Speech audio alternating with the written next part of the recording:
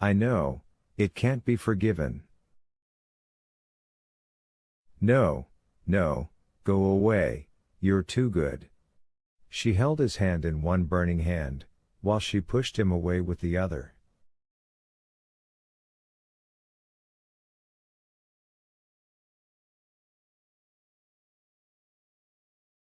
The nervous agitation of Alexei Alexandrovich kept increasing, and had by now reached such a point that he ceased to struggle with it. He suddenly felt that what he had regarded as nervous agitation was on the contrary a blissful spiritual condition that gave him all at once a new happiness he had never known.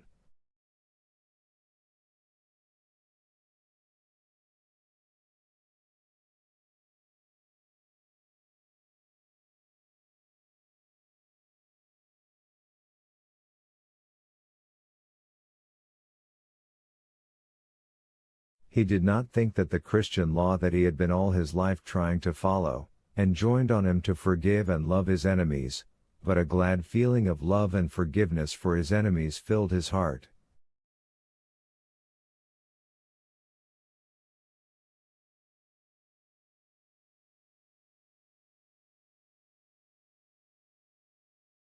He knelt down, and laying his head in the curve of her arm, which burned him as with fire through the sleeve, he sobbed like a little child.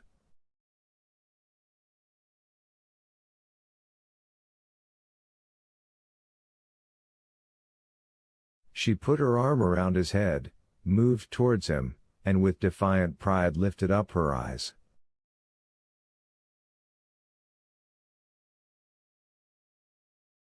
That is he. I knew him. Now, forgive me, everyone, forgive me. They've come again, why don't they go away? Oh, take these cloaks off me. The doctor unloosed her hands, carefully laying her on the pillow, and covered her up to the shoulders.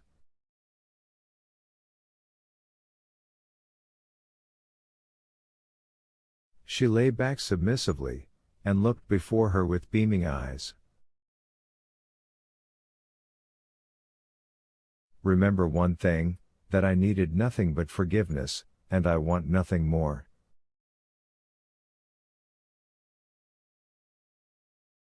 Why does an he come? She said, turning to the door towards Vronsky. Do come, do come.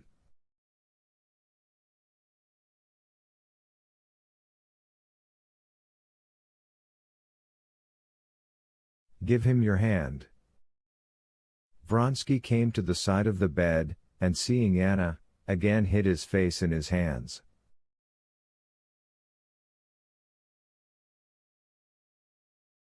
Uncover your face, look at him.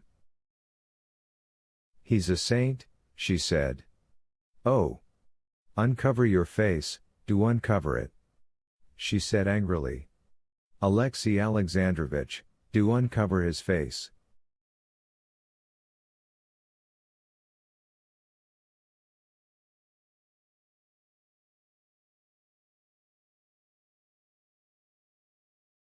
I want to see him. Alexei Alexandrovich took Vronsky's hands and drew them away from his face, which was awful with the expression of agony and shame upon it.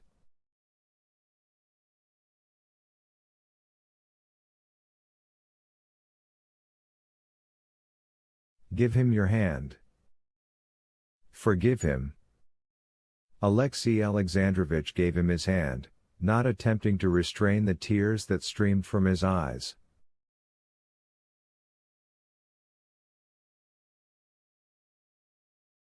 Thank God,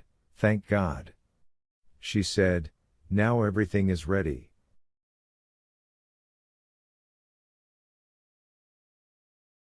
Only to stretch my legs a little. There, that's capital. How badly these flowers are done, not a bit like a violet, she said, pointing to the hangings.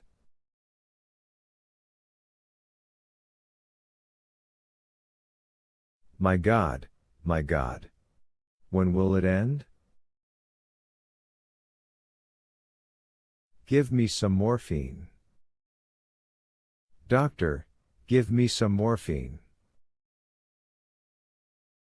Oh, my God, my God. And she tossed about on the bed. The doctors said that it was puerperal fever, and that it was 99 chances in 100 it would end in death.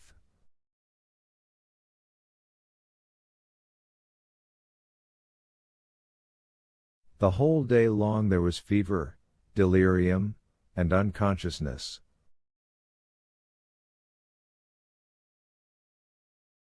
At midnight the patient lay without consciousness, and almost without pulse. The end was expected every minute. Vronsky had gone home, but in the morning he came to inquire, and Alexey Alexandrovich, meeting him in the hall, said,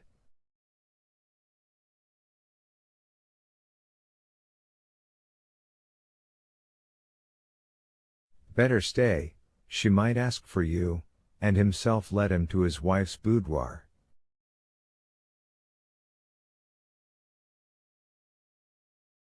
Towards morning, there was a return again of excitement, rapid thought and talk, and again it ended in unconsciousness.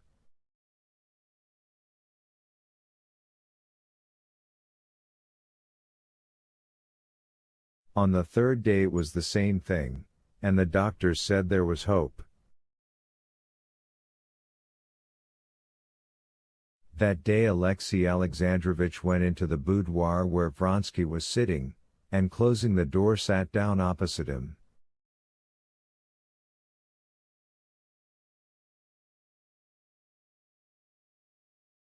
"Alexey Alexandrovich," said Vronsky, feeling that a statement of the position was coming, "I can't speak, I can't understand."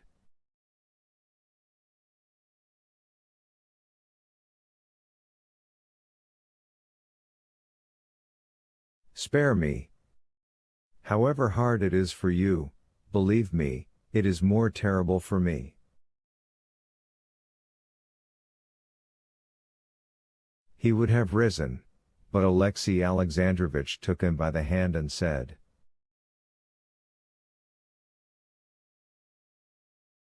"I beg you to hear me out, it is necessary. I must explain my feelings, the feelings that have guided me and will guide me, so that you may not be in error regarding me.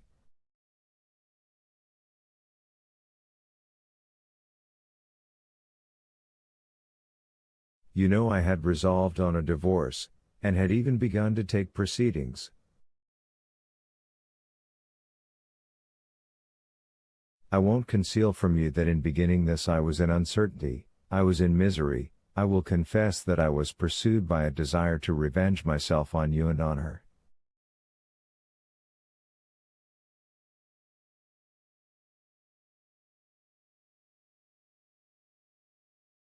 When I got the telegram, I came here with the same feelings. I will say more, I longed for her death.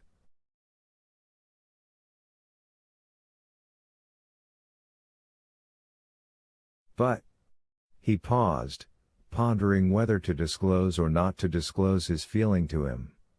"But I saw her and forgave her."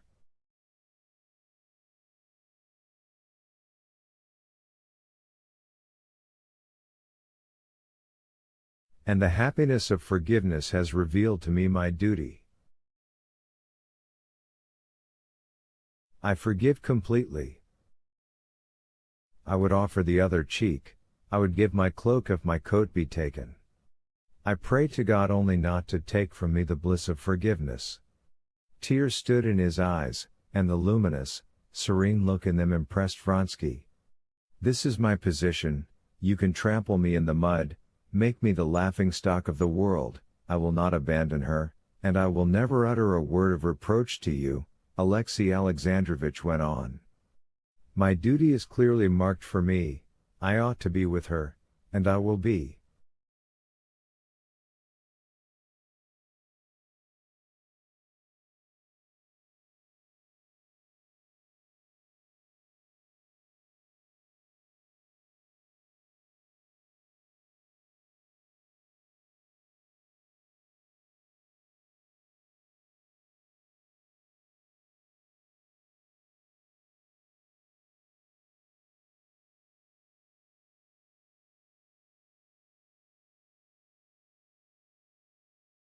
If she wishes to see you, I will let you know, but now I suppose it would be better for you to go away.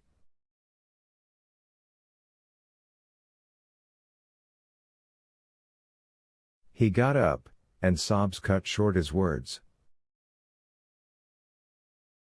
Vronsky too was getting up, and in a stooping, not yet erect posture, looked up at him from under his brows.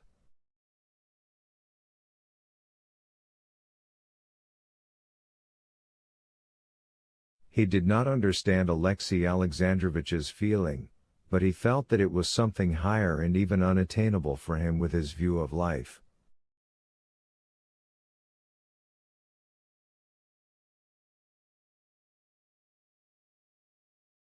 Chapter 18.